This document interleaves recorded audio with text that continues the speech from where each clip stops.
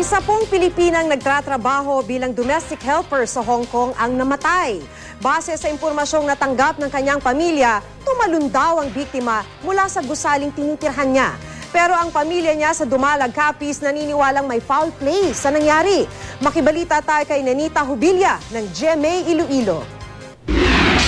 Ang mayor ko gid iya nga panindugan niya wala gid iya nagsuicide ang anak ko. Kay kilala ko na siya, kay anak ko na siya mo.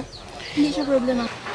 Ito ang pinaninindigan ni Aling Lorna, ina ni Cherry May Hinova, ang OFW na umano'y tumalon mula sa ika-12 palapag ng gusaling kanyang tinitirhan sa Hong Kong noong March 3. Marso 5, nakarating sa pamilya Hinova ang sinapit ni Cherry May na 4 na taon nang nagtatrabaho bilang domestic helper sa Hong Kong. Paniwala ng pamilya Hinova, may foul play sa pagkamatay ni Cherry May. Kaduda-duda raw kasi ang biglang pagkabura ng Facebook account ng biktima. Wala rin daw silang alam na may problema si Cherry May na pwedeng maging dahilan para magpakamatay siya.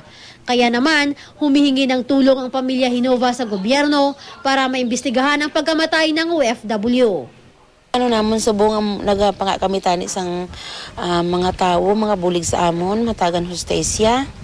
Ang iya kamatayon kay actually ayon kay Aling Lorna, bumiyahe papuntang Hong Kong si Capiz Vice Governor Esteban Contreras II para personal na alamin ang nangyari sa OFW.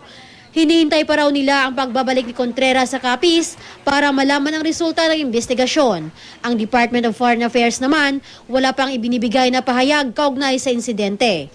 Nakatakdang iuwi sa Pilipinas ang labi ni Cherry May sa Huwebes. Ibuburol ito sa kanilang bahay sa Dumalag, Capiz. Nenita Hubilya, Nagbabalita, Pilipinas.